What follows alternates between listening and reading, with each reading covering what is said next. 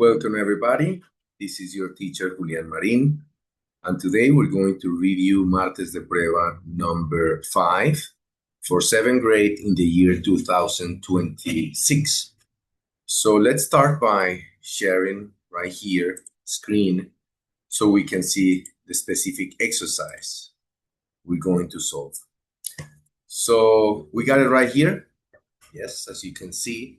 As I always tell you, the first thing we need to do is to identify the kind of exercise we're going to solve. You know that in the English section of Saber, Prueba Saber 11, which is the purpose of these drills, you're going to find different type of exercises.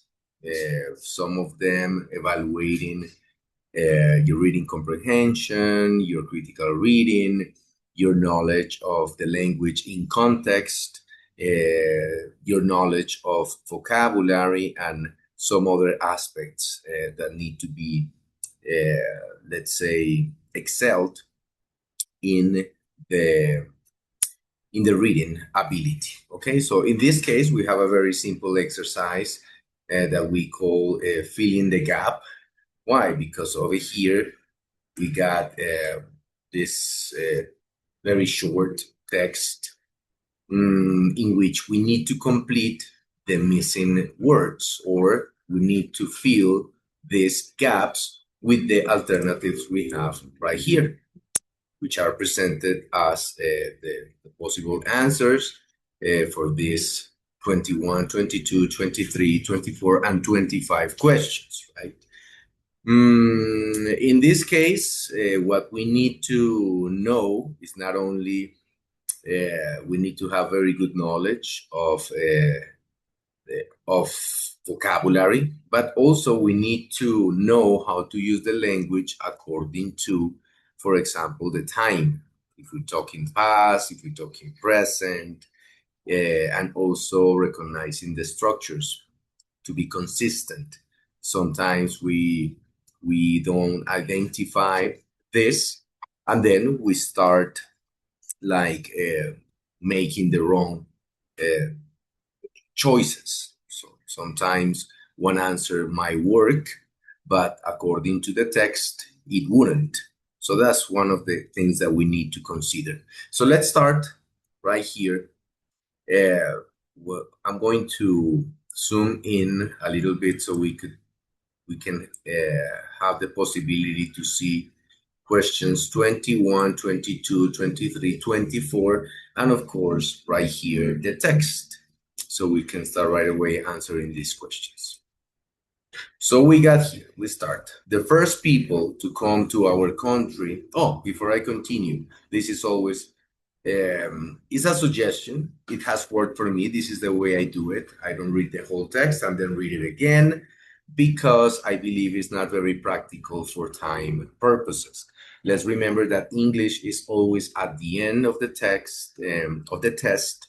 So we need to be very disciplined and very effective with the use of time. So we have to be very strategic so we can make the most of the little time we have. So in my case, I don't think it's necessary to read the whole text like in other exercises. In this one, I go essentially phrase by phrase, sentence by sentence, so we can make those decisions. So let me show you how. So in the first sentence, which is the beginning of the text in this paragraph, the first people to come to our country, and then we got question 21. We got options where, was, are, and then we have the Lucanians. So over there, we finish the idea. So over here, we have plural, and also we have people. Sometimes this is tricky because sometimes people is used as singular and some other times as plural. It's very tricky because it depends on the context and the field you are discussing, okay? But in this case, being both right here, like being in, especially the second one being in plural, indicates that we need to use the plural, right? And of course, we're talking past, right? The first to come to our country, right? So the answer I suggest will be A. So the first people to come to our country were the Lucanians. They spoke, as you can see right here, we're talking past. This is confirmation, okay? Right here we got simple past. They spoke the Arawak language and came, again, another verb in simple past, and came from South America. The Lucanians were, over here, we got confirmation of this answer too, were not very tall, and then we got question 22. Here we got three options. They were not very tall, or if and. I suggest and. They were not, because the other options are not very coherent with the idea that is being expressed, okay? So the Lucanians were not very tall and painted their faces with bright colors. Then we finish that idea. This, remember that even though we have a dot here, we continue a sentence. And they start with this. This means they're talking about this idea, right? So they painted the bright, faces with bright colors. That is what they mean when they say this. This was important to, and then we have three options: your, their, our. Okay, so I will cancel your because they're not talking about the person who is reading the text. So then we got these two options. This was important to, I suggest there. Okay, why? Because of the idea. The fact that they painted their faces with bright colors was important to their religious beliefs. Okay, so not to ours, right? In the case of the people, the country, they start saying to our country. So essentially, over here, probably we're talking about the United States, right? This is a historic pre-Hispanic context. So probably we're talking about the United States, people from the United States. So that's why they say our. So, but no, they're studying or talking about the characteristics of these people, right? So we say there, okay, for their religious beliefs. Let's continue. So we'll find 24. They did not wear clothes and lived. Now we find three options. They lived in a small settlement, on a small settlement, or at a small settlement. In this case, this is tricky because then when you start analyzing, probably the three options could work. So this is one of the cases you need to make the best choice, which is the one that is most appropriate from different perspectives. Of course, grammatically, and also for the register of the text. So is this formal, informal? What kind of text is this? I will choose in, okay? And also sounds more natural. When you read it, it sounds more natural. So they did not wear clothes and lived in a small settlement near the sea.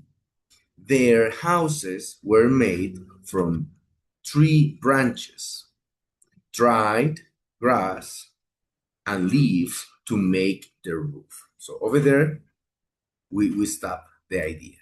And then we will find the final question. Of course, I need to erase all of these drawings so we can move a little bit down and be able not only to see the options for question 25, but also to continue to be able to see the text. So let's see the final sentence, the final idea with the final question. They, of course, we're talking about the Lucanians, right? In hammocks, okay? So that is the first idea. They sleeps, sleeping, and slept.